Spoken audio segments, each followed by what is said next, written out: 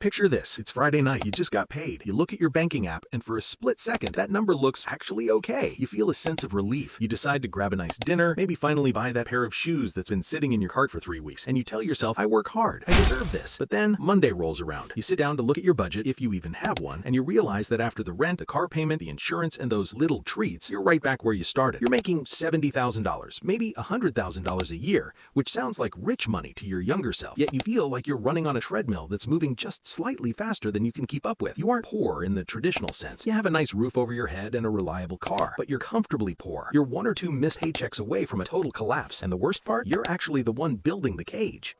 My name is Zell, and I spend way too much time thinking about the psychology of wealth and why smart people stay broke. If you're someone who feels like you're doing everything right, but your net worth is staying flat, make sure to hit the subscribe button and give this video a thumbs up if this helps you out. Look, here's the thing. The middle class is currently under siege, but not just by inflation or taxes. We're under siege by our own habits. Today, we're breaking down the 5 expensive habits that are keeping you in that comfortably poor bracket, and we're going to use some cold hard math to show you exactly how much they're costing you. The first habit is what I call the upgrade trap. Now, you might be thinking, Zell, I need a nice place to live and a safe car. And you're right, you do. But here's what most people don't realize. The moment we get a 10% raise, we almost instinctively increase our lifestyle by 12%. In the financial world, we call this lifestyle creep. Let's look at the math. Let's say you're 30 years old. You get a promotion that bumps your take-home pay by $800 a month. Most people immediately go out and lease a BMW or move into a luxury apartment that costs exactly $800 more. They feel richer, but their savings rate is still 0. If you took that $800 and simply lived like you did the day before your promotion and invested it into a total stock market index fund at a conservative 8% return, in 25 years, that one single raise would be worth over $760,000. Think about that. You didn't lose anything. You were already surviving on your old salary. But by choosing the upgrade, you essentially traded $760,000 of future freedom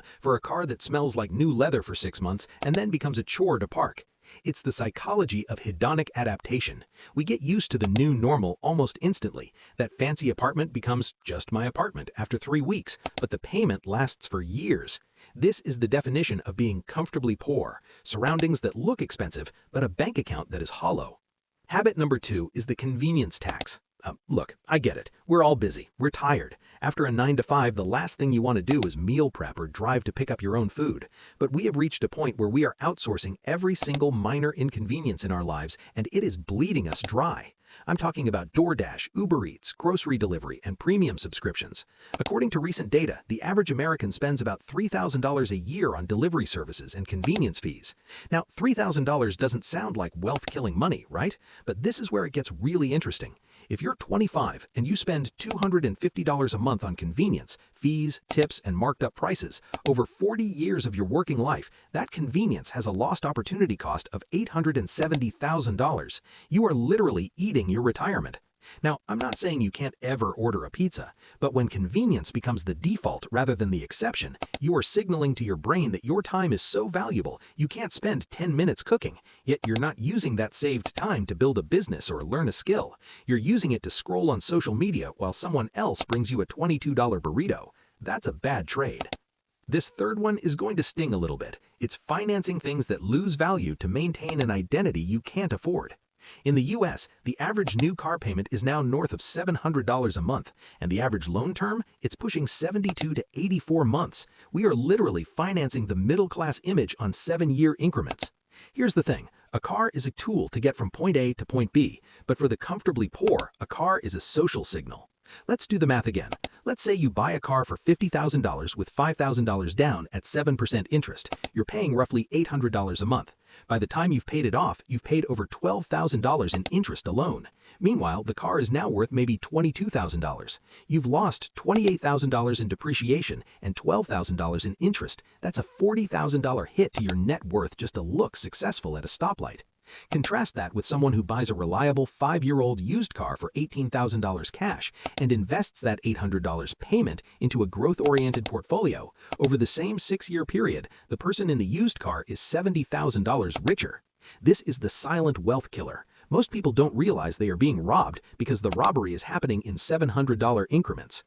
Habit number 4 isn't a purchase, it's a psychological delay. I call it the "I'll start when" syndrome. I'll start investing when I have an extra $500. I'll start my side hustle when work slows down. I'll fix my finances when I get that next raise. Here's the harsh truth. The cost of waiting is higher than the cost of any mistake you could make. Let's look at two people, early Emma and late Larry. Emma starts investing just $200 a month at age 20. She stops at age 30 and never touches it again. Larry starts at age 30 and invests $200 every single month until he's 60. Even though Larry invested 20 years longer than Emma, Emma ends up with more money. Why? Because compound interest is back heavy. The most powerful math in your life isn't the dollar amount, it's the time. When you say, "I'll start later," you aren't just delaying the process, you are literally deleting the most profitable years of your life. The comfortably poor wait for the perfect time to be wealthy. The wealthy know that the perfect time was yesterday, and the second best time is right now.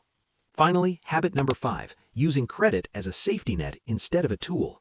Most middle-class households carry a revolving credit card balance. The average interest rate is now over 20%.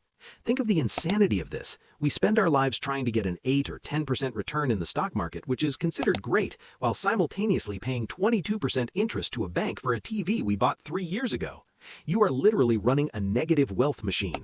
If you have $10,000 in credit card debt at 22% interest and you only make the minimum payments, you will end up paying back over $25,000 over the course of a decade. You're paying for that TV 3 times over.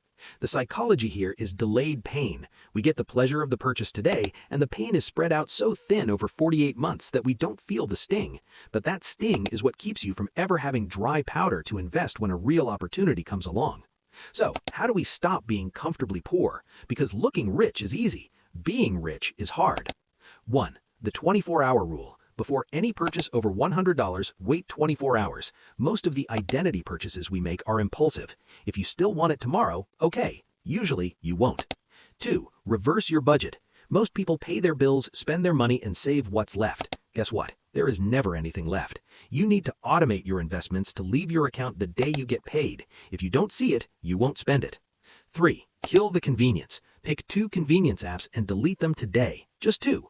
Take that saved money, maybe it's $100 a month, and put it into a high-yield savings account or an index fund.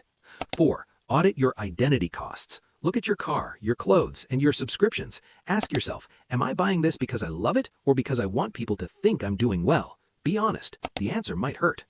Look, breaking these habits is uncomfortable. It means being the person in the old car. It means being the person who brings a lunch to the office while everyone else is ordering food delivery. But here's the reality. In 10 years, the people who were comfortably poor will still be stressed about their bank accounts. They'll still be waiting for the next raise to fix everything. But you'll have a pile of cash that works for you while you sleep. You'll have the freedom to walk away from a job you hate or start the business you've always wanted. Wealth is not about what you buy. Wealth is about the options you have. If you found this helpful, do me a huge favor and share this video with one friend who you know is trying to level up their finances. Let's break the cycle together. Think long-term, invest smart, build wealth. I'll see you in the next one.